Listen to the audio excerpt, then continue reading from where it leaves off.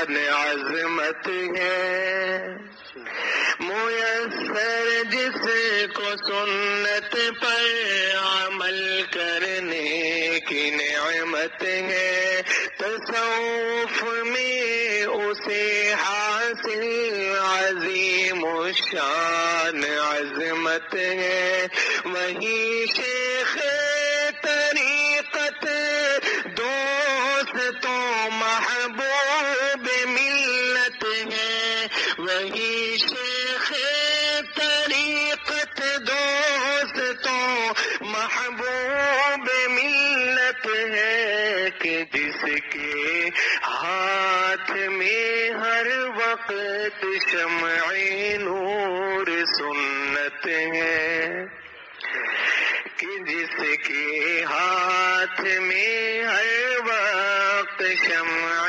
نور سنت ہے، ہوا پر اڑ کے دکھلانے کی بھی گر اس کو قدرت ہے، ہوا پر اڑ کے دکھلانے کی بھی گر اس کو قدرت ہے، اسے شیطان سمجھو گر خلاف راہ سنت ہے، اسے شیطان سمجھو گر خلاف راہ سنت ہے، میرے مرشد کو حاصل جو غم احیاء سنت ہے، میرے مرشد کو حاصل جو غم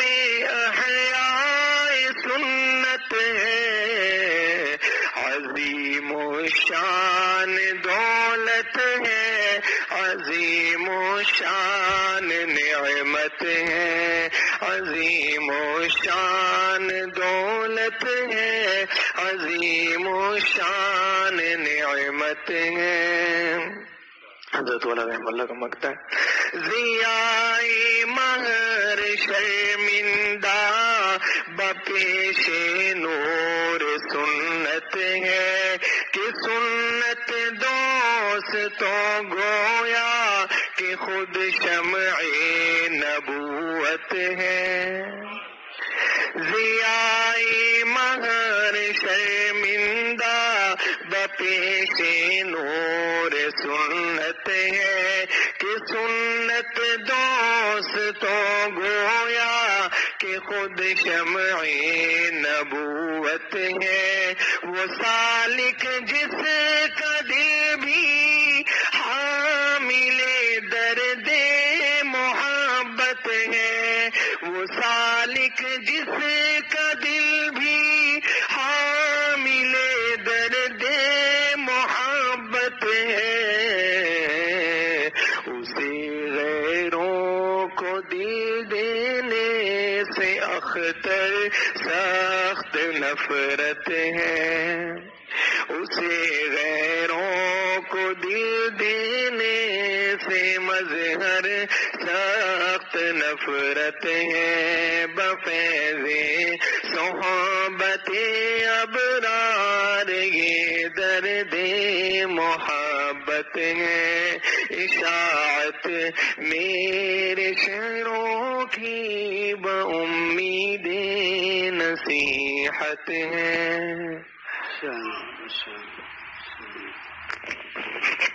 الحمد لله وكفى وسلام على عباده الذين اصطفى، أما بعد، فأعوذ بالله من الشيطان الرجيم، بسم الله الرحمن الرحيم، يا أيها الذين آمنوا كتب عليكم الصيام كما كتب على الذين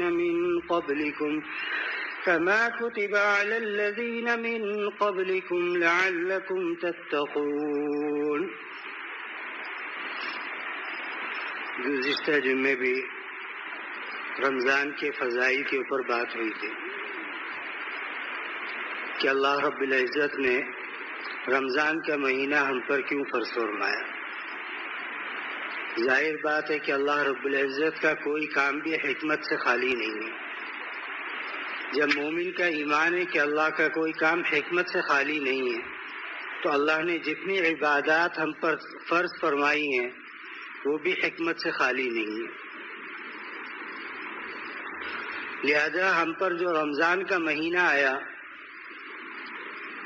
حدیث پاک میں آتا ہے کہ جو شخص روزہ رکھے ثواب کی نیت سے، تو میں غفر لہ ما تقدم من ذنبہ، اس کے تمام گناہ اللہ تعالیٰ معاف فرما دیتے ہیں۔ اسی طرح تراویح کے اندر کوئی انسان کھڑا ہو ثواب کی نیت سے، تو میں اس کے بھی سارے گناہ معاف ہو جاتے ہیں، کیونکہ دشمن جو ظاہر تھا اس کو اللہ تعالیٰ نے قید کر کے سمندر میں ڈال دیا، ایک دشمن کم ہو گیا۔ تو فرمایا کہ اب تم تھوڑا زور لگاؤ، اگر تم نے زور لگایا تو روزے کا جو مقصد ہے تقوی حاصل ہو جانا، اللہ سے مزید قریب ہو جانا، سارے سال میں تو ہمیں کام میں مشغولیت ہوتی ہے، لیکن رمضان کو فرمایا کہ ہمارے اکابرین کا معمول رہا کہ اپنے اکابرین کے پاس جا کر رمضان گزارتے تھے۔ شیخ عبد القادر صاحب رحمہ اللہ کے یہاں رمضان کس طرح گزرتا تھا کہ کسی سالک سے بات کرنے کی اجازت نہیں تھی، کہ بات اگر یہاں رمضان گزارنا ہے تو کسی سے بات نہیں کرنی۔ آج ہمارا رمضان ایسا ہے کہ ہم دن کے اوقات میں کماتے ہیں اور رات کے اوقات میں بیٹھ کر غیبتیں کرتے ہیں۔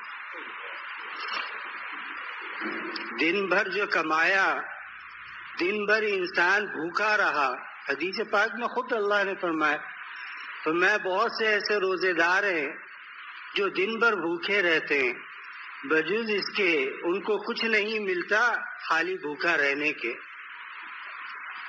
تو علماء نے اس کے اندر تعویلات فرمائی۔ میں اس سے مراد وہ شخص ہے جو انسان روزہ تو رکھتا ہے اللہ کے لیے، لیکن مال حرام سے افطار کرتا ہے۔ مال حرام جب پیٹ میں جائے گا تو اللہ تعالیٰ نیکی کی توفیق اس سے چھین لیں گے۔ ہر چیز کی ایک خاصیت ہے، برف کی خاصیت ہے کہ وہ ٹھنڈک پیدا کرتی ہے، اللہ نے ہر چیز میں خاصیت رکھی ہے۔ تو میں اعمال صالحہ کرنے کے لیے تو میں کلو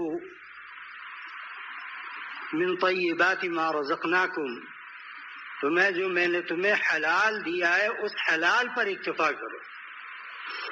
آج ہم مقابلہ کر رہے ہوتے ہیں کہ فلانے کے گھر میں تو یہ چیز موجود ہے، ہمارے گھر میں کیوں موجود نہیں ہے؟ اب اس کو حلال کر کے لاؤں یا حرام کر کے لاؤں؟ میرے گھر میں بھی ہونی چاہیے۔ جبکہ سرکار دو عالم صلی اللہ علیہ وسلم سے بڑھ کر ہستی کس کی ہے بھائی؟ کسی کی ہے؟ سید الانبیاء ہے۔ حضرت فاطمہ رضی اللہ تعالی عنہ کا جب نکاح ہوا تو مسجد میں نکاح ہوتا مسجد میں ہی، عبادت ہے مسجد میں ہی ہونا چاہیے۔ تو رسول اللہ صلی اللہ علیہ وسلم کچھ پریشان تھے، تو حضرت بلال نے فرمایا یا رسول اللہ کیا پریشانی ہے؟ فرمایا کہ بلال آج میں نے اپنی بیٹی کی شادی حضرت علی سے کر دی، لیکن میرے پاس مہمانوں کی تواضع کرنے کے لیے کچھ بھی نہیں ہے۔ یہ سید الانبیاء کا معاملہ ہے۔ تو حضرت بلال نے فرمایا یا رسول اللہ میرے پاس ایک شہد کی بوتل ہے، تو میں بلال ایک بڑی دیگ لاؤ، اس میں پانی بھرو اور اس کے اندر وہ شہد ڈالو اور ان لوگوں کی تواضع کرو۔ آج ہمارے اندر یہ چیز ہے نہیں ہے۔ ہم سوچتے ہیں کہ جب اللہ رب العزت نے سید الانبیاء سرکار دو عالم صلی اللہ علیہ وسلم کے ساتھ یہ معاملہ کیا، تو آج ہم یہ سوچتے ہیں کہ حلال و حرام و کیا ہو گیا اس سے۔ ہمیں تو پیٹ بھرنا ہے، ہمارے پیٹ میں چیز جانی چاہیے. یاد رکھے پیٹ کھانے سے نہیں بھرتا. حضرت گنگوئی رحمۃ اللہ علیہ کا واقعہ میں پہلے بھی سنا چکا ہوں کہ حضرت نے ایک ہندو نے مناظرے کا حضرت کو چیلنج دیا. حضرت نے 2 طلبہ کو بھیجا کہ جاؤ شرائط مناظرہ طے کرو. تو جب وہ گئے اس ہندو کے پاس تو اس کے بھی وہاں پر چیلے چپاٹے موجود تھے. انہوں نے کہا ابھی ہمارے پنڈت صاحب جو ہے مصروف ہے، تھوڑی دیر آپ بیٹھے پھر بات کر لیں. خیر وہ تھوڑی دیر بیٹھ گئے. بیٹھنے کے بعد انہوں نے دیکھا کہ کچھ کھانا اندر کمرے میں گیا. تو طالب علم تھے، انہوں نے سوچا ہو سکتا ہے کوئی مہمان آیا ہو، کھانا اندر گیا ہے، مہمان نکل جائیں گے تو بات ہو جائے گی. تھوڑی دیر بعد دیکھا برتن واپس آ گئے لیکن مہمان کوئی نہیں نکلا. انہوں نے کہا ہو سکتا ہے پیچھے سے نکل گئے. خیر کمرے میں گئے، دیکھا کوئی اور دروازہ بھی نہیں اور کھانا بھی اتنا تھا کہ کئی آدمیوں کا کھانا تھا. خیر شرائط مناظرہ طے ہو گئی. شرائط مناظرہ کے بعد ایک طالب علم جب واپس آ رہے تھے، ایک طالب علم نے طالب علم سے کہا یار ہمارے حضرت تو اتنا سا کھاتے ہیں، یہ ظالم اتنا کھاتا ہے، اگر کھانے میں اس نے مقابلہ کر لیا تو ہمارے حضرت تو ہار جائیں گے. تو طالب علم کا سوال تھا لیکن طلبہ میں بات یہ ٹکتی نہیں ہے. وہ ایک کو ضرور بتاتے کہ دیکھو تجھے بتا رہا ہوں، آگے کسی سے ذکر مت کرنا. وہ آگے بتاتا ہے، کہتے دیکھو تجھے بتا رہا ہوں آگے ذکر مت کرنا. بھائی تو خود اپنے پیٹ میں رکھ لے، یہی کافی ہے. وہ بات حضرت گنگوئی تک پہنچ گئی. حضرت نے فرمایا کہ بلاؤ طلبہ کو. طلبہ آ گئے. فرمایا کہ کیا بات ہوئی تھی راستے میں تمہاری؟ کہ حضرت کچھ نہیں، استاد تھے، ظاہر سی بات ہے، انہوں نے تو چھپانی تھی بات. حضرت نے فرمایا سچ بتاؤ کیا بات ہوئی؟ کہ حضرت جب ہم گئے وہاں اتنا بڑا تھال اندر گیا، خالی ہو کر آیا تو ہم نے کہا ہمارے حضرت تو آدھی چپاتی کھاتے ہیں، 1 روٹی کھاتے ہیں، یہ اتنا کھاتا ہے، کھانے میں مقابلہ ہوا تو حضرت تو ہار جائیں گے. تو حضرت نے فرمایا اس کے میں 2 جواب دیتا ہوں کہ ہر مناظرے کے لیے میں ہی ضروری نہیں ہے. جب کھانے کا ہو تو تم لوگ چلے جانا، جب علم کا ہو تو مجھے بلا لینا. پھر فرمایا کہ دیکھو کھا کر کے جینا یہ کمال نہیں ہے، نہ کھا کر کے جینا یہ کمال ہے. تو مجھے اس پنڈت کو 1 ہفتے کے لیے ایک کمرے میں بند کر دو، جو زندہ واپس آ گیا وہ حق پر ہوگا. تو ان اکابرین کو ہر وقت یہ فکر ہوتی تھی کہ ہمارا مال مال حلال ہو، اور جس کے ہاں سے مال حلال آتا تھا یہ اکابرین اس کا انتظار کرتے تھے. جب دارالعلوم دیوبند کی بنیاد رکھی گئی تو اس وقت ایک شخص تھا، غریب تھا بیچارہ، گھاس کاٹ کر بیچا کرتا تھا. تو اس میں سے کچھ پیسے وہ الگ کرتا تھا. الگ کرنے کے بعد وہ مہینے میں ایک دعوت کرتا اکابرین دیوبند کی،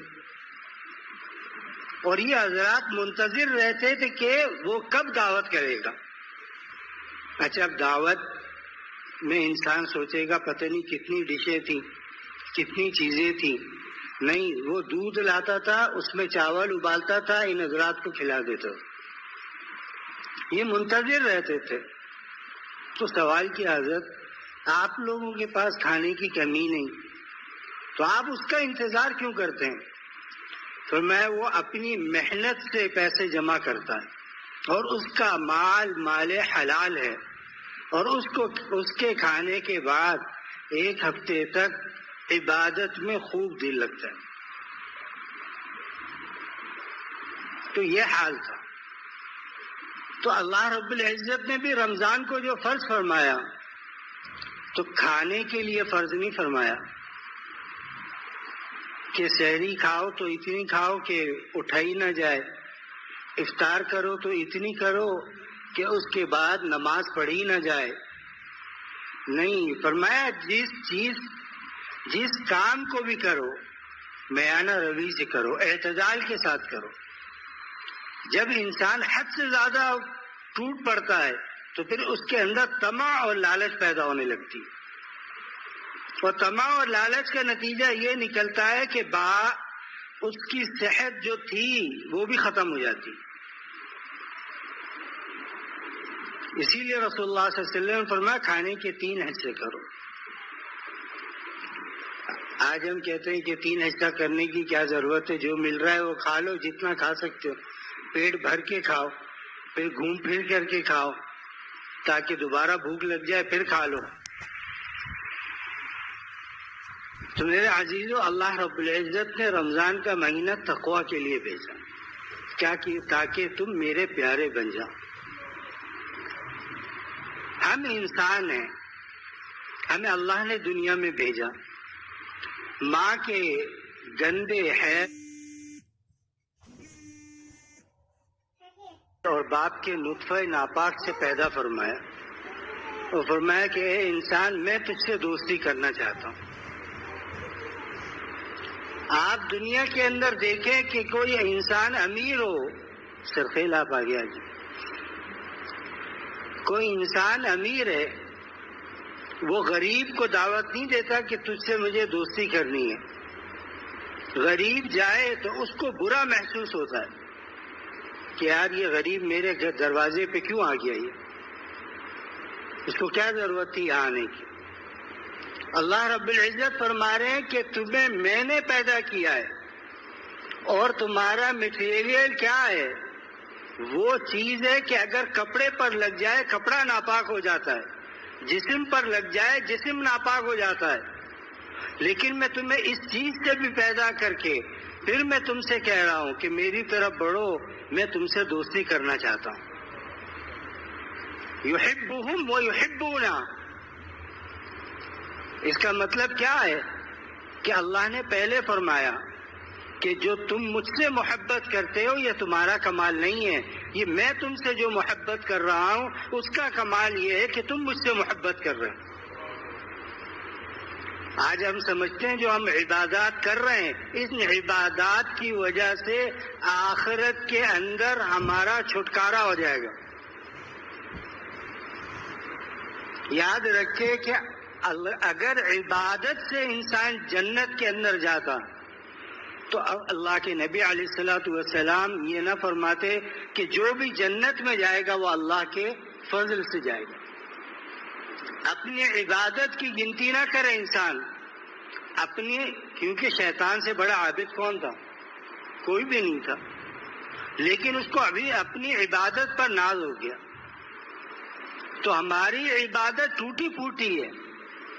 اللہ رب العزت کہ ہاں حمد بیان کرنے والے، اللہ کی پاکیزگی بیان کرنے والی ایک مخلوق الگ ہے، نورانی.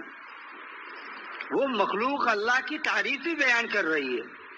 جب سے دنیا قائم ہے اور قیامت تک وہ یہی کرتے رہیں گے. اللہ نے انسان کو فرمایا کہ تجھے میں نے پیدا کیا، تیرے پیٹ میں پیشاب پخانا ہے، تیرے اندر حوائجات ہیں، لیکن میں تیرا رب ہو کر تجھ سے کہہ رہا ہوں کہ اگر تو میری باتوں پر چلے گا، میری مان کر کے چلے گا تو میں تجھے اپنا بنا لوں. کیوں؟ کہ ہر انسان کو بھی دیکھا جائے اس کو اپنی اولاد سے محبت ہوتی. پیدا کیوں بھائی محبت کیوں کرتے ہو اپنی اولاد سے اتنی؟ کہا اتنی مشقت اٹھائی ہے، چھوٹا تھا تو کتنی راتیں جاگے، اب اس اولاد سے محبت نہیں کریں گے تو نفرت کریں گے. تو اللہ رب العزت نے کیا فرمایا؟ فرمایا کہ میں چاہتا ہوں جس کو اولاد دیتا ہوں، خواہ وہ لڑکا دوں یا لڑکی دوں، اور جس کو چاہتا ہوں نہیں دیتا. میں یہب لمن یشاء اناسا ویہب لمن یشاء الذکور. میں جس کو چاہتا ہوں لڑکی دیتا ہوں، جس کو چاہتا ہوں لڑکا دیتا ہوں، جس کو چاہتا ہوں نہیں دیتا. تو حضرت انسان ہم اتنے کمزور ہیں، اس کے باوجود اللہ نے فرمایا تو میں تھوڑی سی مشقت برداشت کرو، ہم تمہیں اپنا پیارا بنا لیں گے۔ جب تم ہمارے پیارے ہو جاؤ گے تو پھر تمہارے سارے امور کی ذمہ داری بھی ہماری ہے۔ جب انسان کسی سے محبت کرتا ہے تو اس محبت کا ثمرہ اور نتیجہ کیا ظاہر ہوتا ہے کہ اس کے پاس جتنی قوت ہے، جتنی طاقت ہے، وہ کیا کہتا ہے، بھائی جو چیز آج میری ہے وہ آج سے وہ تمہاری ہے، ہم تمہارے تم ہمارے ہو چکے، دونوں جانب سے اشارے ہو چکے۔ تو جو انسان اللہ سے محبت کرتا ہے اس کی سب سے بڑی نشانی یہ ہے کہ اس زمانے کے کسی ولی کی محبت اللہ تعالیٰ اس کے قلب میں ڈالتے ہیں، ان کی صحبت کی برکت سے اللہ تعالیٰ پھر اس کے ساتھ محبت فرماتے ہیں۔ اور حدیث میں آتا ہے کہ جب محبت فرماتے ہیں تو جبرائیل علیہ السلام کو بلا کر فرماتے ہیں اللہ رب العزت کہ جبرائیل میں دنیا میں اپنے اس بندے سے محبت کرتا ہوں، تو بھی اس سے محبت کر۔ ہم کیا ہے، ہمارے حوائجات کیا ہیں، پیشاب پخانہ، اللہ رب العزت ان تمام چیزوں سے مبرہ ہے، لیکن پھر بھی فرما رہے ہیں کس سے، سید الملائکہ سے کہ جبرائیل میں بھی محبت کرتا ہوں، تو بھی محبت کر۔ آتا ہے روایت کے اندر کہ جبرائیل علیہ السلام ملائکہ میں آتے ہیں اور فرماتے ہیں کہ اے ملائکہ، اللہ رب العزت فلاں بندے سے محبت کرتے ہیں اور میں بھی محبت کرتا ہوں اور تم بھی محبت کرو اس سے۔ تو وہ مخلوق جو نظر نہیں آ رہی اس کو بھی اللہ تعالی حکم دیتے ہیں کہ تم بھی اس سے محبت کرو۔ یہ معمولی اعزاز ہے، لیکن فرمایا دیکھو بس مختصر سا راستہ ہے، تھوڑی تکلیف برداشت کرنی ہوگی، گناہ چھوڑنا ہوگا، متقی بن جاؤ، ہم تک پہنچاؤ۔ جگر صاحب، جگر مراد آبادی، حضرت تھانوی حضرت خواجہ صاحب سے ملاقات ہوئی، ایک مشاعرہ تھا، اس میں خواجہ صاحب بھی مدعو تھے اور جگر صاحب بھی مدعو تھے۔ تو خواجہ صاحب نے ایک شعر پڑھا، گھٹا اٹھی ہے تو بھی کھول زلف عنبری ساقی، گھٹا اٹھی ہے تو بھی زلف کھول عنبری ساقی، تیرے ہوتے زمیں کیوں شرمندہ ہو آسماں سے ساقی۔ یعنی یہ کہا کہ رسول اللہ صلی اللہ علیہ وسلم کی شان میں کہ اللہ کے نبی اگر آسمان پر گھٹا چھائیے تو لوگ اس کو دیکھ کر خوش ہو رہے ہیں، لیکن اگر آپ اپنے بال مبارک کو کھول دیں تو پھر کیا مقابلہ ہے آسمان و زمین کا، آپ تو سید الملائکہ ہیں۔ تو جگر صاحب کو جب بلایا گیا تو جگر صاحب نے فرمایا، کہا کہ اس شعر کے بعد میرے اشعار کی کوئی حیثیت نہیں، اب اللہ تعالیٰ موڑ رہے ہیں اللہ تعالیٰ۔ جگر صاحب نے خواجہ صاحب سے پوچھا، یہ لباس یہ سب کہاں سے مل گیا؟ میں بزرگ ہیں ان کی صحبت میں جاتا ہوں تھانہ بھون میں، کہا میں چل سکتا ہوں؟ کہا پوچھ کے بتاؤں گا۔ پوچھ لیا، حضرت تھانوی علیہ الرحمہ کے پاس آ گئے، پہلی ہی نظر کے اندر جگر صاحب کو چوٹ لگ گئی۔ یہ وہ چوٹ نہیں ہے جو پتھر والی چوٹ ہے، یہ وہ چوٹ ہے جو دل پر لگتی ہے۔ کہا حضرت میرے لیے دعا کر دیجئے۔ میں بتاؤ کیا دعا کرنی ہے، کیونکہ اللہ کے مقبول بندے جب کسی کے لیے ہاتھ اٹھاتے ہیں اللہ رب العزت ان کے ہاتھ کو رائگاں نہیں جانے دیتے، اللہ عطا فرماتے ہیں۔ اسی طرح ماں باپ کی دعا اولاد کے حق میں، استاد کی دعا شاگرد کے حق میں، شیخ کی دعا مرید کے حق میں اللہ تعالیٰ رد نہیں کرتے۔ حضرت نے فرمایا بتاؤ؟ کہا حضرت نمبر 1 شراب چھوڑ دو. دادا کے خادم تھے حضرت میر صاحب رحمہ اللہ، انہوں نے دیکھا تھا جگر صاحب کو. وہ بتاتے تھے کہ اتنی شراب پیتے تھے کہ 2 آدمی اٹھا کر کے لاتے تھے. لیکن جب حضرت تھانوی کی مجلس میں پہنچے تو پہلی چیز کیا کہی؟ حضرت دعا کر دے کہ مجھ سے شراب چھوٹ جائے. میں اور بولوں. کہا حضرت نمبر 2 اللہ تعالیٰ داڑھی رکھنے کی توفیق دے. تو میں اور بولو. فرمایا کہ اللہ تعالیٰ مجھے خاتمہ بالخیر عطا فرمائے.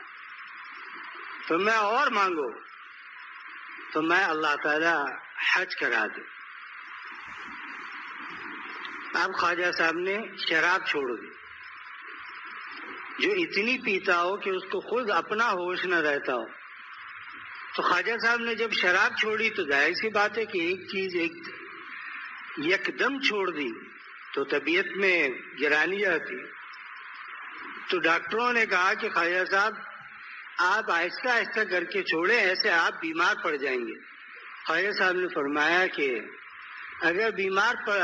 اگر پیتا رہوں گا تو کب تک جیتا رہوں گا؟ شاید 2-4 سال آپ اور جی لیں گے. فرمایا جگر آج کے بعد سے اللہ تعالیٰ کی نافرمانی میں ایک لمحہ بھی جینا نہیں چاہتا. یہ انتظام ہو رہا ہے اللہ کی طرف سے. نہیں پی، اللہ تعالیٰ نے چھڑوا دی. حج بھی کرائے، داڑھی بھی رکھ لی،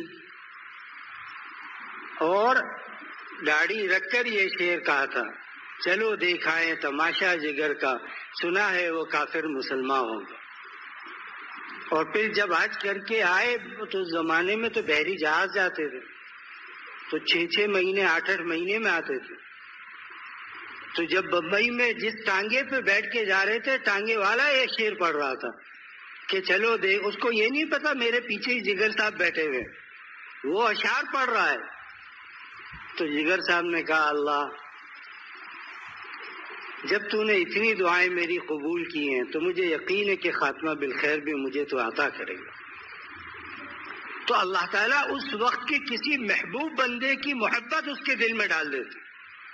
جب محبت پیدا ہو جاتی ہے تو انسان آنے جانے لگتا ہے، ملاقات شروع ہو جاتی ہے.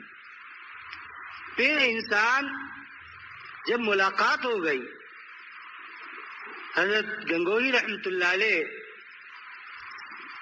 ایک دفعہ حضرت تھانوی رحمۃ اللہ علیہ سے کسی مسئلے میں بات ہوئی تو مناظرے کے لیے پہنچ گئے تھانہ بھون.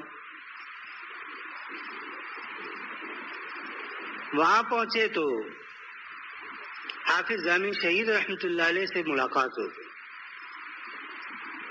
حافظ جامی شہید رحمۃ اللہ علیہ نے فرمایا مولانا آپ کو کیسے آنا ہوا؟ یہ دیکھیں اللہ والوں کی صحبت کا اثر کیا ہوتا ہے. میں کیسے آنا ہوا؟ فرمایا کہ مولانا اشرف علی تھانوی رحمۃ اللہ علیہ سے اس مسئلے میں مجھے اختلاف ہے، لہذا میں بات کرنے کے لیے آیا ہوں. فرمایا بات کو چھوڑو، پہلے اندر جاؤ حاجی صاحب سے مل لو. حاجی امداد اللہ صاحب مہاجر مکی رحمۃ اللہ علیہ کے پاس گئے، آئے تھے بات کرنے، 40 دن وہیں رہ گئے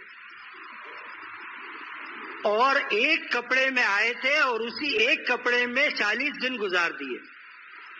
اسی کو دھوتے تھے، سکھاتے تھے، پھر پہنتے تھے. جب جانے لگے تو حاجی صاحب نے فرمایا کہ مولانا اپنے حالات کی اطلاع کرتے رہنا مجھے. اب ایک استاد الحدیث ہے، اس کے پاس مطالعہ بھی کرنا ہے، طلبہ کو پڑھانا بھی ہے. حضرت گنگوہی رحمۃ اللہ علیہ بھول گئے، خط نہیں بھیجا، حالات کی اطلاع نہیں کی. تو حاجی صاحب نے خط بھیجا. فرمایا کہ بھائی میں آپ کے خط کا منتظر ہوں، لیکن آپ کی طرف سے مجھے کوئی خط موصول نہیں ہوا، اپنے حالات کی اطلاع کریں. تب حضرت گنگوہی رحمۃ اللہ علیہ نے فرمایا کہ حضرت آپ کی صحبت کی برکت سے اب میرے لیے مدح اور ذم دونوں برابر ہو چکی ہے. یعنی کوئی تعریف کرے تو میرے قلب پر ایک ذرہ برابر اثر نہیں ہوتا، اور کوئی مجھے گالی دے تو بھی ایک ذرہ برابر مجھ پر اثر نہیں ہوتا. مزاج کہاں سے جا کر کہاں تک پہنچا. ورنہ ہم یہ زبانی کہتے ہیں کہ بھئی ہمارا دل بھی ایسا ہے، لیکن در حقیقت کوئی اگر اکیلے میں گالی دے دے تو پھر کیا کرتے؟ ہر انسان سوچے. پھر فرمایا کہ حضرت آپ کی صحبت کی برکت سے مدح اور ذم برابر ہو چکی ہے. نمبر 2، شریعت طبیعت کے موافق ہو گئی ہے. یعنی اب مجھے سوچنا نہیں پڑتا کہ میں یہ نیک کام کروں یا نہ کروں. طبیعت خود بخود مائل ہوتی ہے کہ میں اس کام کو کرنے لگ جاتا. حضرت گنگوہی کا علم بڑا تھا، لیکن حاجی صاحب کی رحمت اللہ علیہ کی برکت سے اللہ تعالیٰ نے علم بھی عطا کیا، اور اس کے بعد اللہ نے اپنے محبوب بندوں میں بھی شامل کیا. 40 دن کے اندر تبدیلی آئی. تو میرے عزیزو، یہی ہے، رمضان کا مہینہ ہے، تراویح ہے، سنتیں ہیں، نوافل ہیں. یہ ایک مہینہ ہے، جتنا لوٹ سکتا ہے انسان لوٹ لے. جتنا کمانا چاہتا ہے، آخرت میں جتنی راحت پانا چاہتا ہے، اتنی مشقت برداشت کر لے. تراویح کو غور سے سنیں. امام پڑھ رہا ہے، غور سے سنیں کہ امام قرآن کریم پڑھ رہا ہے، اللہ کا کلام پڑھ رہا ہے. اس کو غور سے سنیں. کچھ وقت نوافل پہ ادا کر لیں. رات کو اٹھتا ہی ہے سحری کے لیے، اگر 10 منٹ پہلے اٹھ گیا، وضو کر کے 2 رکعت پڑھ کر اللہ سے مانگ. اللہ تعالیٰ پورا سال اس کو تہجد کی توفیق عطا فرما دیں گے. تو ہم نے اس مہینے کو کمانے کا ذریعہ بنا لیا، اور کمانا اور کھانا، بس کہ بھائی کماؤ اور کھاؤ، یہ سب سے بہتر کام ہے. اللہ نے فرمایا نہیں، نہ یہ کمانے کا مہینہ ہے دنیا، نہ دنیا کی چیزیں کھانے کا مہینہ ہے. اس مہینے کے اندر آخرت کو کماؤ، جہاں تمہیں ہمیشہ ہمیشہ رہنا. برداشت کرو. گرمی ہے تو کیا ہوا؟ رسول اللہ صلی اللہ علیہ وسلم کے زمانے میں گرمی نہیں تھی، اس وقت تو پنکھے بھی نہیں تھے. صحابہ اکرام رضوان اللہ علیہم اجمعین کی بڑی تعداد غربا کی تھی. بھائی جو لوگ فاصلہ کر کے بیٹھے ہیں نا، ابھی آگے ہو جائے پھر تاکہ بعد میں سب بنا لیے گا. تھوڑی تھوڑی حرکت کریں، حرکت میں برکت ہے. تو صحابہ سارے امیر نہیں تھے. بعض ایسے تھے جن کے پاس بکرے کی کھال مل گئی تو ازار بنا لی. یہاں تک کہ حضرت حمزہ رضی اللہ تعالی عنہ جب احد میں شہید ہوئے ہیں تو رسول اللہ صلی اللہ علیہ وسلم نے کفن دینا چاہا تو چادر اتنی چھوٹی تھی کہ سر ڈھانپتے تھے تو پاؤں کھل جاتا تھا، پاؤں ڈھانپتے تھے تو سر کھل جاتا تھا. سید الشہداء ہے، سید الشہداء ہے. تو عبداللہ ابن ابی منافق تھا، اس نے آگے بڑھ کر چادر دے دی. تو جب اس کا انتقال ہوا تو رسول اللہ صلی اللہ علیہ وسلم جانے لگے. حضرت عمر نے کہا یا رسول اللہ آپ کہاں جا رہے ہیں؟ تو میں عبداللہ ابن ابی کا جنازے میں. تو میں یا رسول اللہ میرا دل گوارا نہیں کرتا کہ آپ وہاں جائیں. اس نے جتنی تکلیف آپ کو دی ہے، آپ کا وہاں جانا صحیح نہیں ہے. حضرت عمر کا کہنا تھا کہ اللہ رب العزت نے جبرائیل علیہ السلام کو بھیجا اور آیت نازل فرمائی، فرمایا وَلَا تُصَلِّ عَلَىٰ أَحَدٍ مِّن مَّاتَ وَلَا تَقُمْ عَلَىٰ قَبْرِهِ. آپ نہ ان کے جنازہ پڑھیں اور نہ کبھی ان کے قبر پر کھڑے ہو کر ان کے لیے استغفار کریں. کیوں؟ استغفر لهم او لا تستغفر لهم ان تستغفر لهم 70 مرة فلن يغفر الله لهم. اگر یہ استغفار نہیں کی اور آپ ان کی طرف سے استغفار کرتے ہیں تو اے نبی آپ 70 مرتبہ بھی ان کے لیے دعا کریں گے، اللہ قبول نہیں کرے گا. کیوں؟ اللہ کے محبوب کو تکلیف پہنچائی. واقعہ افق کے اندر حضرت عائشہ پر تہمت اس خبیث نے لگائی تو رسول اللہ صلی اللہ علیہ وسلم کے دل پر کیا گزری ہوگی.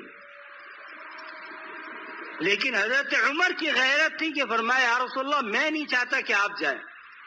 حضرت عمر کا مرتبہ دیکھیے کہ حضرت عمر کی سوچ پر اللہ نے قرآن کی آیت نازل فرما دی.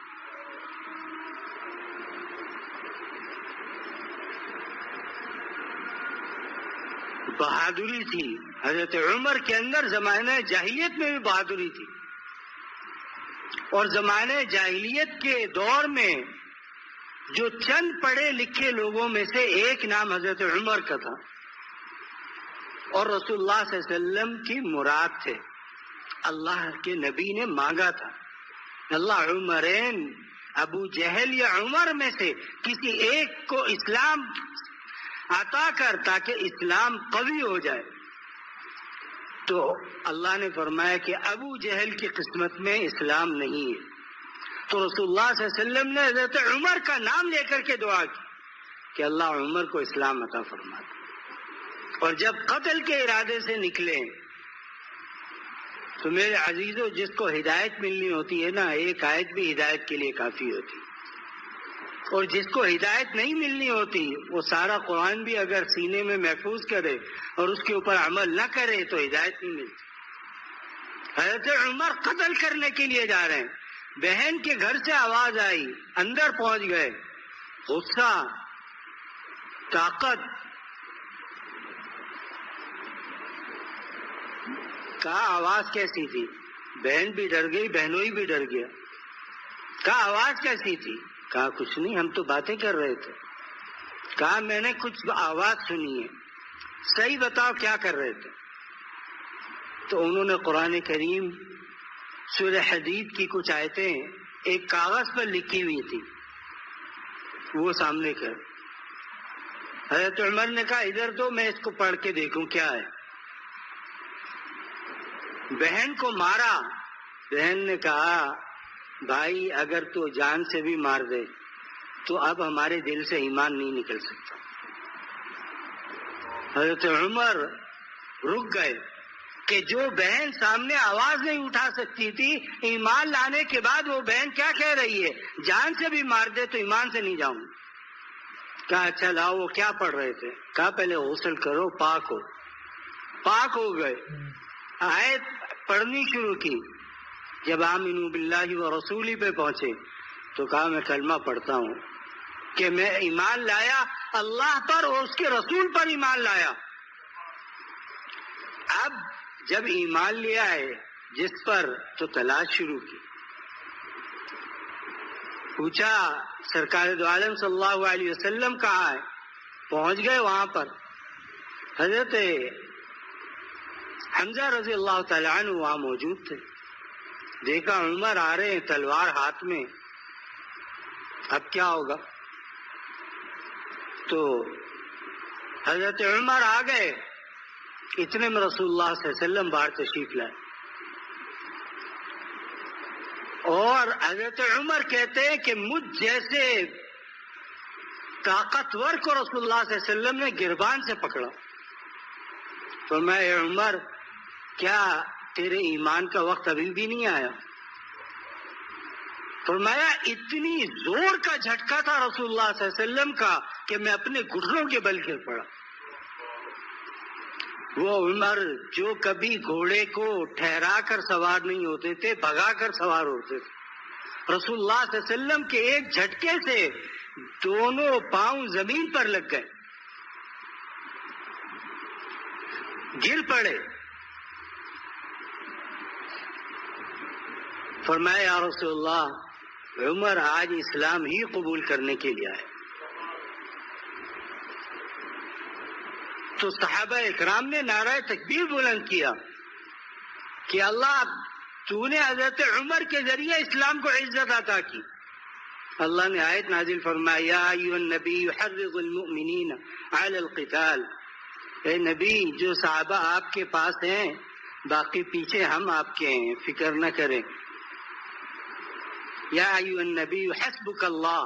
اے نبی اللہ آپ کے لیے کافی ہے، اور وہ لوگ جو ایمان لائے آپ کے اوپر وہ کافی ہیں. اور حضرت عمر کے ایمان کے اوپر آسمان کے فرشتوں نے خوشیاں منائیں. کتنی مبارک ہستی ہوں.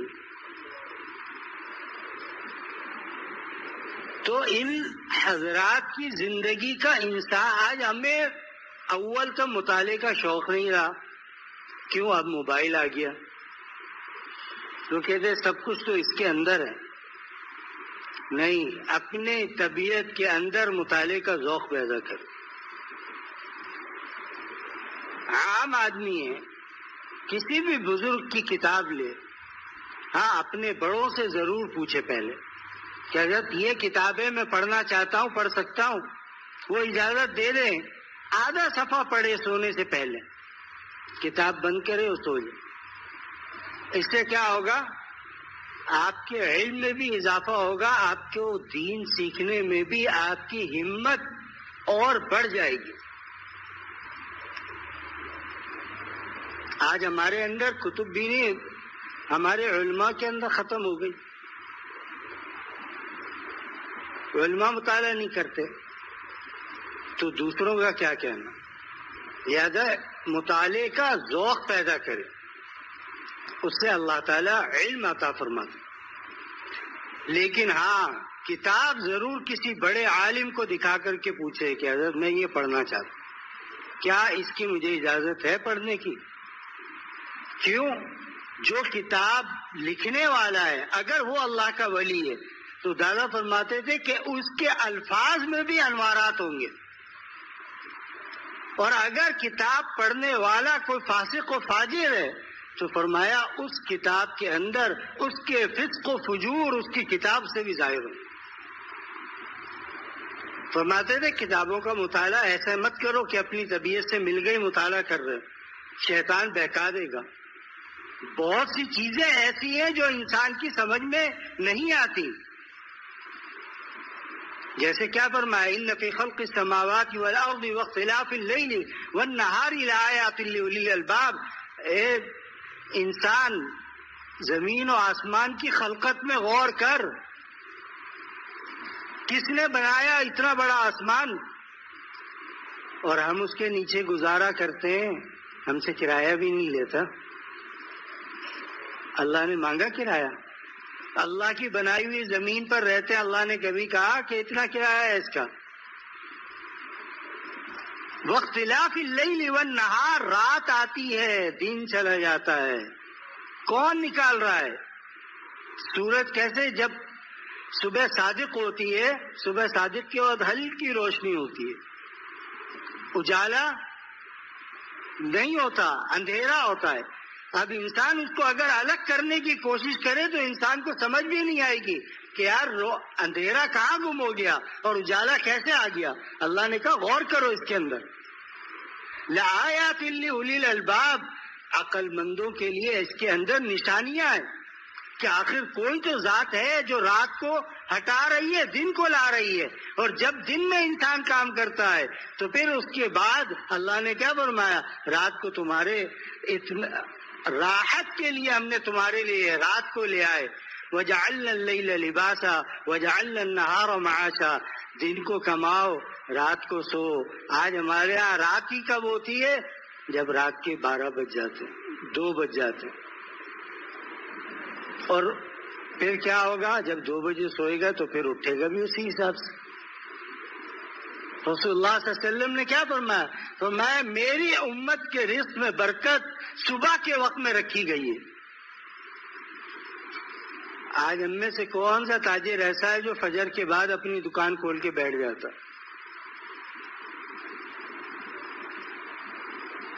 بولو بھائی، ہے کوئی؟ سوائے انڈا ڈبل روٹی والا بیچارہ وہی کھول کے بیٹھتا ہے کہ ناشتے کے لیے ابھی آئیں گے وہ لیں گے، باقی سب سو رہے۔ پھر کہتے ہیں کہ مولانا آپ دعا کریں، اللہ کے نبی نے جو حکم نازل کر دیا، اللہ کے نبی کی طرف سے جو حکم آ گیا، اس کو ٹالو گے برکت کہاں سے آئے گی؟ اس حکم کے مطابق چلو، تجارت اول وقت میں کرو، کھانا مغرب کے بعد کھاؤ، عشاء پڑھو سو جاؤ۔ عشاء کے بعد تو ہمارا دن شروع ہوتا ہے۔ آج کل کے نوجوان بچے، ان کا دن ہی رات سے شروع ہوتا ہے، سارا دن سوتے رہیں گے، رات کو اٹھیں گے، نہائیں گے، دھوئیں گے، تیار ہوں گے، دوستوں کے پاس چلے جائیں گے، وہاں پہ کھیل کود کیا، غیبتیں کی، فلانا گناہ کیا، فلانا گناہ کیا، فجر کا وقت آیا، جب برکت کا وقت آیا پھر آگے سو گئے۔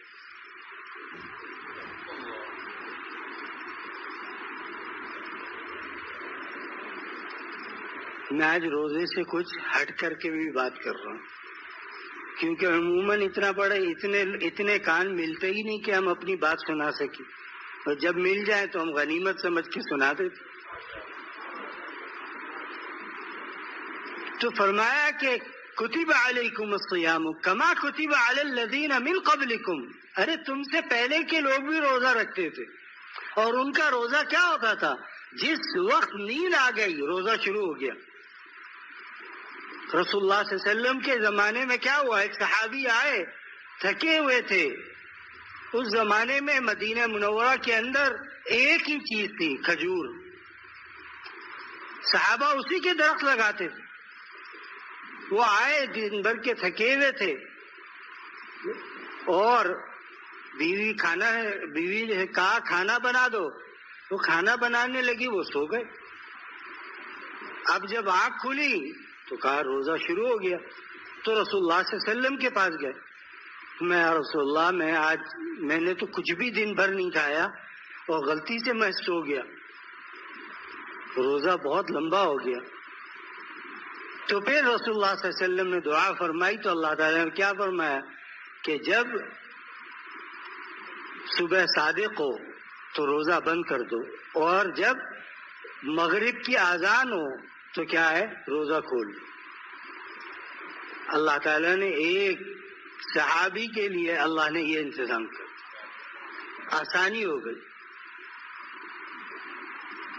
تو میرے عزیزو، کما کتب علی الذین من قبلکم، ان کے روزے تو بڑے لمبے تھے، تمہارے لیے تو روزہ معمولی سا ہے، لیکن کس لیے؟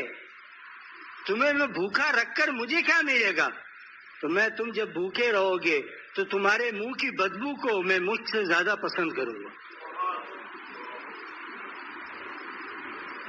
بولو بھائی، آپ کے پاس کوئی دوست ملنے آئے، اس کے پاس سے بدبو آ رہی ہو، آپ ملنا گوارا کرتے ہیں؟ یہ بہت ہی گہرا دوست ہے تو بھی آپ اس کو ہاتھ اٹھا کر گلے نہیں ملنے دیتے۔ ہاں، ایک بات اور بتا دوں، آج کل معانقے کا نیا طریقہ شروع ہوا کہ اس نے اس کے کندھے پر ہاتھ رکھا، اس نے اس کے کندھے پر ہاتھ رکھا، اور معانقہ ہو گیا۔ یہ رواج کہاں سے آیا؟ یہ پٹھانوں سے آیا،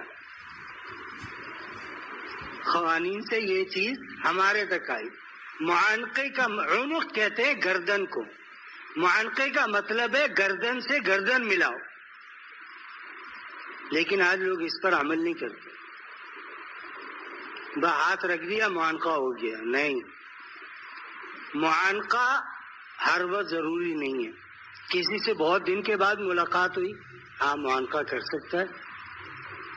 اور دوسری چیز ادب کی ہے کہ جس مجلس کے اندر جائے وہاں کے پر اگر اس نے بڑے سے مسافہ کر لیا تو چھوٹوں سے مسافہ کرنے کی ضرورت نہیں ہے۔ بعض لوگ آتے ہیں سب سے مسافہ کرتے ہیں پھر اس کے بعد بیٹھتے ہیں، یہ خلاف ادب چیز ہے۔ جب آپ نے اس مجلس کے بڑے سے مسافہ کر لیا تو سمجھے کہ سب سے مسافہ ہو گیا۔ خود اپنے آپ کو تکلیف میں کیوں ڈالے انسان؟ یہ ادب سمجھ میں آ گیا؟ عمل کریں گے انشاءاللہ، اللہ ہم سب کو عمل کی توفیق دے۔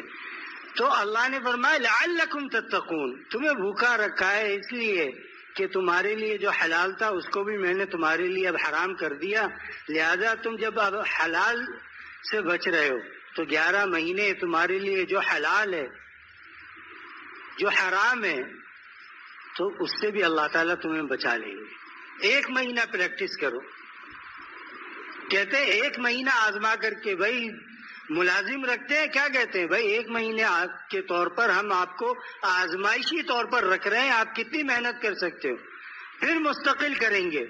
دنیا کے لوگ تو 3 مہینے 6 مہینے آزمائش پر رکھتے ہیں، اللہ نے فرمایا 1 مہینہ ایسا دیتا ہوں کہ اس مہینے میں اتنی برکت ہے کہ میں اگر تم وہ مہینہ میرے کہنے کے مطابق گزار لوگے تمہارے 11 مہینے بھی ویسے ہی گزریں گے۔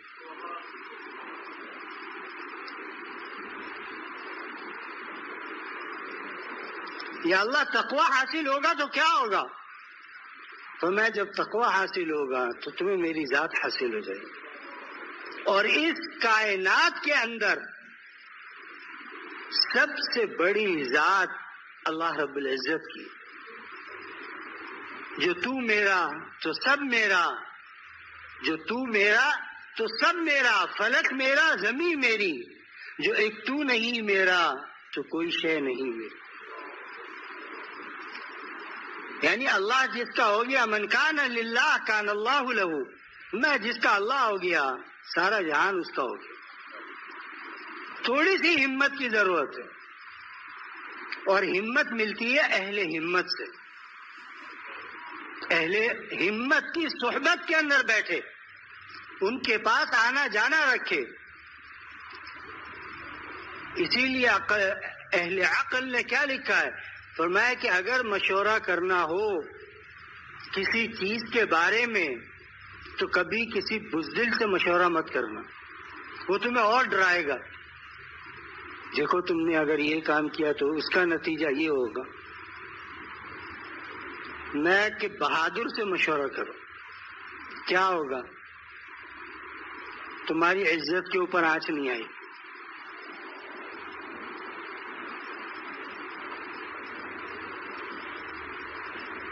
جب افغانستان پر حملہ ہوا تو پاکستان نے بھی ساتھ دیا، اور یہاں سے علماء کی ایک کمیٹی بھیجی گئی کہ ملا عمر صاحب کو سمجھاؤ کہ یورپ ایک شخص کی ڈیمانڈ کر رہا ہے اسامہ کی، اس کو حوالے کر دے، بس پوری اسلامی مملکت بچ جائے گی۔ اب سارے علماء ہیں بڑے، ملا عمر صاحب شرح جامی تک پڑھے ہوئے تھے، سنتے رہے۔ پھر فرمایا کہ سب کی بات سن کر فرمایا کہ آپ میرے اساتذہ کے درجے میں آپ سے ایک سوال پوچھتا ہوں، کیا کسی مسلمان کو کفار کے حوالے کرنا جائز ہے؟ اگر آپ جائز کا فتویٰ دیتے ہیں میں بھی حوالے کر دیتا ہوں۔ اب علماء خاموش ہو۔ ہاں انہوں نے کہا اگر یہ بات ہے کہ امریکیوں کو، ان گدھوں کو یہ کہ یہ کام اسامہ کا ہے 9/11 والا، تو وہ ثبوت لیا ہے، ہماری عدالت کے اندر چلے گا، ہم فیصلہ کریں گے، اگر وہ مجرم ہوا سزا بھی ہم دیں گے، ورنہ اس کی حفاظت میری ذمہ داری ہے۔ امیر المومنین ملا عمر کا یہ الفاظ سے کہا اس کی ذمہ داری میری ہے، جب تک میرے جسم میں خون کا ایک قطرہ باقی ہے میں کبھی کسی مسلمان کو کفار کے حوالے نہیں کروں۔ امریکی ٹارگٹ لے کر آئے تھے بہت زیادہ، 2 مہینے کے اندر افغانستان ختم، یہ مولوی ملا ختم۔ کیا ہوا؟ 20 سال کے بعد ایسے بھاگے ہیں سامان چھوڑ کر کہ جن کے سہارے آئے تھے ان کو بھی نہیں بتایا کہ ہم بھاگ رہے ہیں۔ روب کس نے ڈالا؟ اللہ نے۔ ان کے دلوں میں سنلقی فی قلوبہم عن قریب، ہم ان کے دلوں میں تمہارا ایسا روب ڈال دیں گے کہ وہ تمہیں پیچھا دکھا کر کے بھاگ جائیں گے۔ جب انہوں نے جنگ اتنی دیکھی کہ اتنی بڑھ گئی، انہوں نے کہا بھاگنے میں ہی عافیت ہے، چھوڑو سامان ومان چھوڑو۔ جو پچھلے دور میں طالبان کو افغانستان ملا تھا، اب بنا بنایا مل گیا۔ اللہ نے غنیمت بھی بے تحاشا عطا فرمائی، اور دنیا کا واحد ملک ایسا ہے جس کے اوپر 1 روپیہ قرضہ نہیں ہے۔ یہ برکات کس کی ہے؟ اسلامی برکات، دین کی برکات۔ ملا عمر کی غیرت نے گوارا نہیں کیا کہ میں ایک مسلمان کو اٹھا کر حوالے کر دوں۔ انہوں نے بولا نہیں، جب تک میرے جسم میں خون کا ایک قطرہ باقی ہے، میں اس وقت تک مجھ سے ہو کر کے گزریں گے۔ یہ سعودیہ کا وزیر داخلہ تھا نائب، یہ آیا افغانستان اور قندھار ایئرپورٹ کے اوپر جہاز اترا تو ان کے وزراء گئے ملنے کے لیے، کیوں آئے؟ تو اس نے کہا کہ میں 1 گھنٹے کا وقت دیتا ہوں، اسامہ ہمارے ملک کا ہے، ہمارے حوالے کر دو، جا کر اپنے ملا صاحب کو بتا دو۔ وہ چلے گئے، جا کر کے بتایا کہ وہ سعودی عرب کا وزیر داخلہ آیا اور یہ کہہ رہا، کہا کہ اس سے کہو میں اس کو آدھے گھنٹے کا وقت دیتا ہوں، چلا جائے ورنہ میں راکٹ مار کے جہاز اڑا دوں گا۔ اس نے بولا یار یہ لوگ پہلے کر لیتے، بعد میں سوچتے ہیں ایسا نہیں ہو میں ہی مر جاؤں، بھاگ لیا وہاں سے۔ دینی غیرت، دینی حمیت جب تک ان کے اندر باقی رہی، اللہ نے برٹش ان کے اوپر غالب نہیں آ سکی۔ روسی ٹھوکرے مار مار کے وہاں سے ذلیل ہو کر نکل گئے۔ اللہ نے یورپ کو گھٹنے ٹیکنے پر مجبور کر دیا، اور آج کے مسلمانوں کو یہ بتلایا کہ تم میرے دین کے اوپر اگر ثابت قدم رہے تو ساری دنیا مل کر بھی تمہارا ایک بال بھی بیکار نہیں کر سکتی۔ آج وہ عزت سے رہ رہے ہیں، ان کے اوپر کوئی دھوس و دھمکی نہیں ہے، کوئی روب نہیں جما سکتا۔ کیوں؟ وہ کہتے ہیں ہم تم سے لے کر کھا رہے ہیں، تم جو ہماری مدد کرنے کے لیے آ رہے ہو، ہم نے مدد مانگی ہے تم سے، جاؤ یہاں سے بھاگو۔ وہ کہتے ہیں نہیں آپ کیا غربت بہت ہے۔ کہا ہمارا مسئلہ ہے، تمہارا نہیں ہے، ہمارا مسئلہ ہے کہ ہم غربت کیسے دور کریں گے، تم کیوں گھس رہے ہو بیچ میں؟ وہ نہیں انسانی ہمدردی کے طور پر، وہ جتنی ہمدردی تمہیں ہے وہ ہمیں معلوم ہے، وہ 2 پرچیاں دینا بھائی۔ تو اللہ رب العزت نے اسلامی نظام عطا فرمایا، آج امن ہے، سکون ہے۔ صرف چند کسی نے چوری کی، ہاتھ کاٹ دیا، بچے سے بدفعلی کی، شہر کے دروازے پہ لٹکا دیا، امن قائم ہو گیا۔ یہ ہے دین کی برکات۔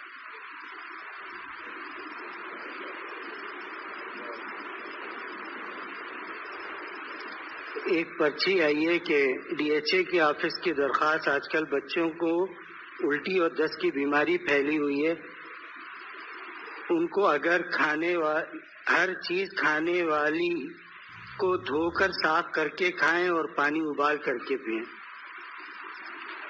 نمبر 2 چیز یہ کہ آپ حضرات یہاں ایک عرصہ دراز سے آتے ہیں اور دادا کی نسبت سے آتے ہیں، اسی نسبت سے ایک اعلان کر رہا ہوں، سوال نہیں کر رہا، کہ بجلی مہنگی ہو گئی ہے، ارادہ ہے کہ یہاں پر سولر سسٹم لگایا جائے، تو جو شخص اس میں حصہ لینا چاہے اس کے اندر حصہ لے سکتا ہے۔ یہ سوال نہیں ہے، یہ اطلاع ہے، یاد رکھیں۔ دادا جان رحمۃ اللہ علیہ فرماتے تھے سوال کرنے سے بہتر ہے کہ وہ کام ہی چھوڑ دیں۔ تو یہ سوال نہیں، اطلاع ہے۔ آخرت بنانی ہے تو حصہ ڈال لے ہر انسان، جس کی جتنی ہو۔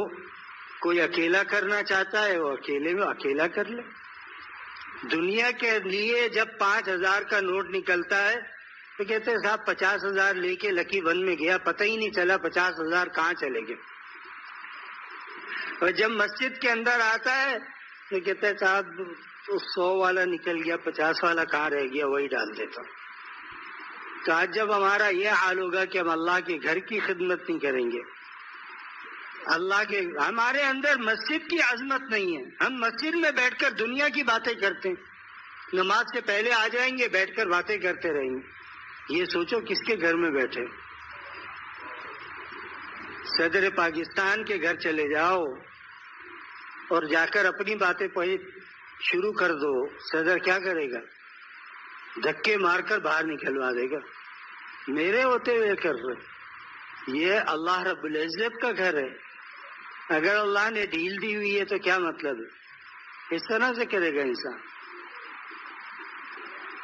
نمبر 1۔ نمبر 2، ہمارے اندر سے یہ چیز بھی ختم ہو گئی کہ ہم سمجھتے ہیں مسجد کی صفائی مسجد کے خادم کے ہی ذمہ ہے۔ یاد رکھو، آپ اللہ کے گھر کو صاف کرو، اللہ آپ کے دل کو صاف کر دے گا۔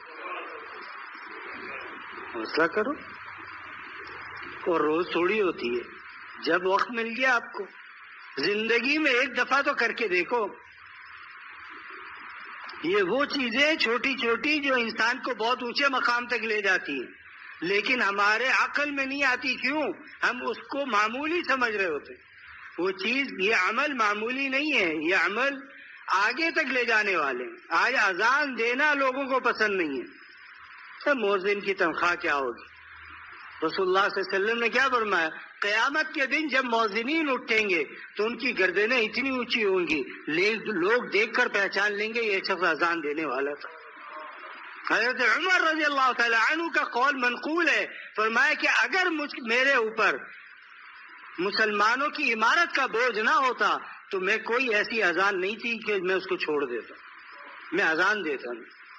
آج ہم اس کو معمولی سمجھتے ہیں، لیکن سیکھ کر کے دے، یاد رکھیں۔ ہاں، گاؤں دیہاتوں کے اندر یا شہروں سے باہر اذان کیا دی جاتی ہے؟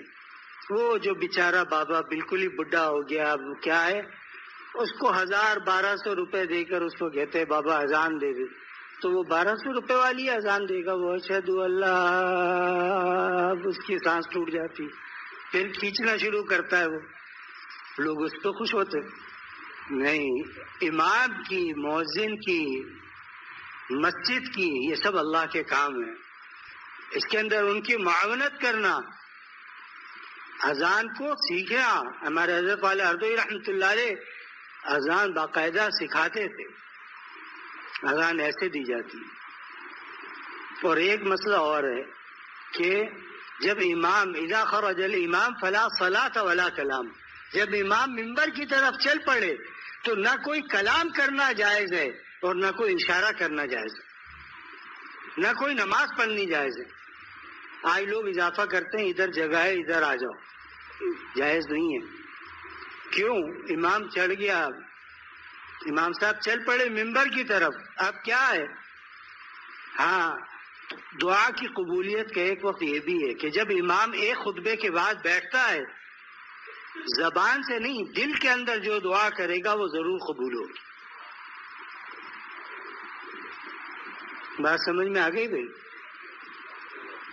ایک صاحب نے لکھا ہے کہ اہل و عیال کے لیے دعا فرما دیں، بچوں کا حفظ عافیت سے مکمل ہو جائے، والد صاحب بہت بیمار ہیں، اللہ ان کو صحت عطا فرمائے، بچوں کو دین عطا فرمائے۔ میرا بیٹا ذہنی مریض ہے، آج کل شدید بیمار ہے، اللہ ان کو بھی، ان کے بیٹے کو شفاء کاملہ عاجلہ مستمرہ عطا فرمائے۔ بندے کی دادی کا انتقال ہو گیا ہے، دعائے مغفرت کی درخواست ہے، اللہ ان کی مغفرت بے حساب فرمائے۔ میرے بیٹے کی ہدایت کے لیے دعا فرما دیں، اور میری دکان گورنمنٹ گرانا چاہتی ہے، اللہ ان کے بیٹے کو ہدایت عطا فرمائے۔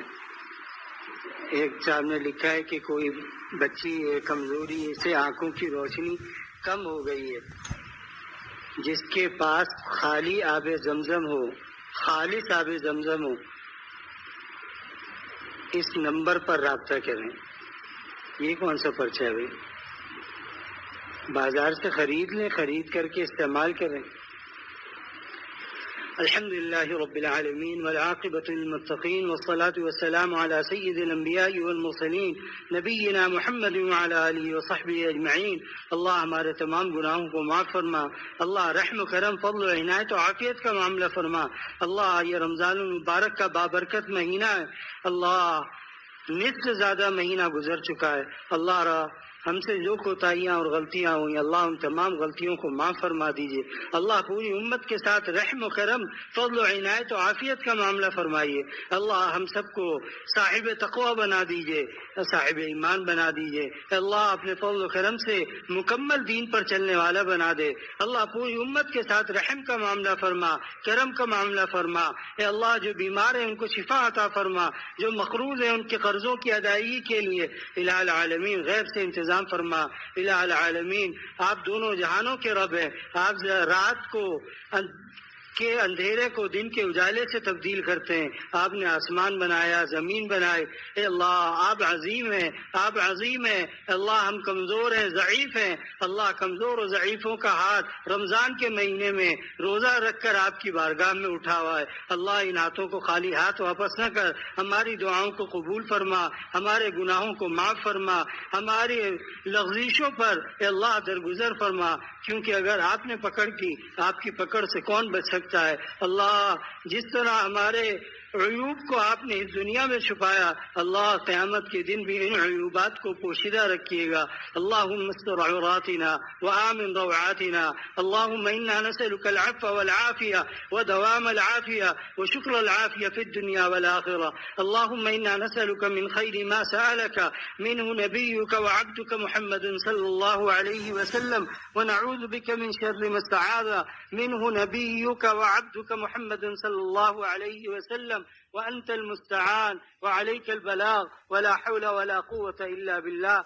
ربنا آتنا في الدنيا حسنة وفي الآخرة حسنة وقنا عذاب النار وأدخلنا الجنة مع الأبرار يا عزيز يا غفار. وصلى اللهم تعالى على خير خلقه محمد وعلى آله وصحبه أجمعين برحمتك يا أرحم الراحمين.